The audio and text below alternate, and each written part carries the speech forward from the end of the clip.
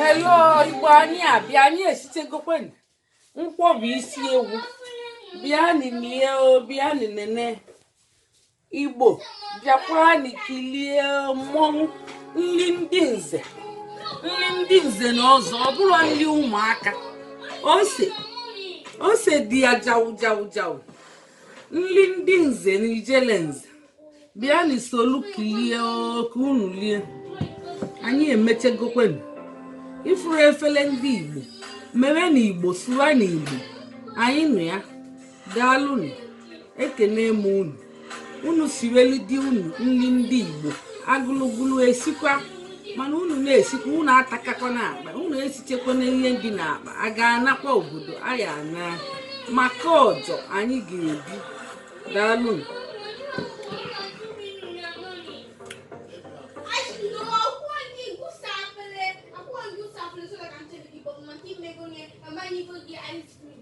On November 1st, 2006, two Russian agents were deadly nuclear poison. Agents were on a mission to avoid inspired.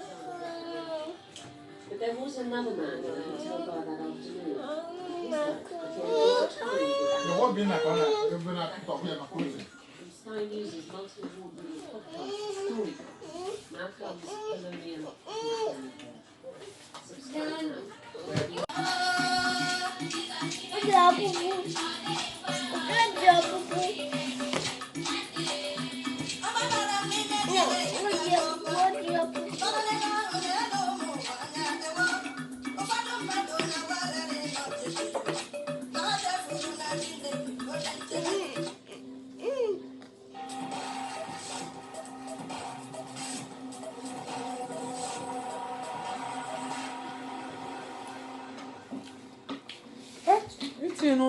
Itinye n'ose n'anya biko papa.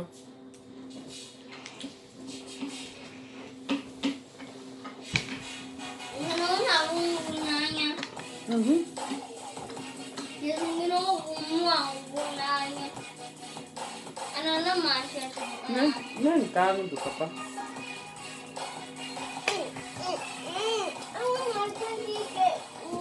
Metia cotton. Não, metia cotton.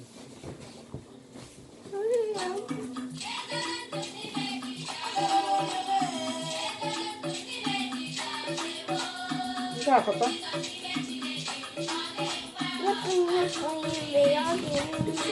Esse é bueno mais doce, não.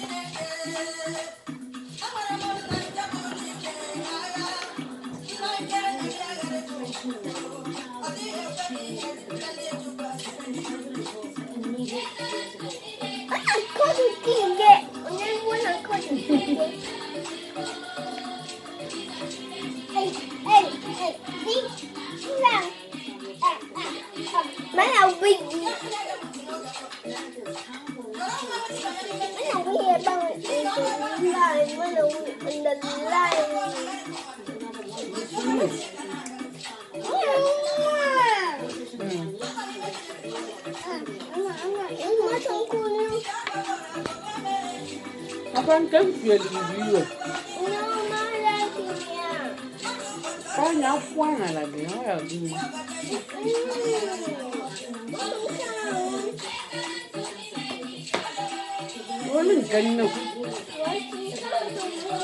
Hello.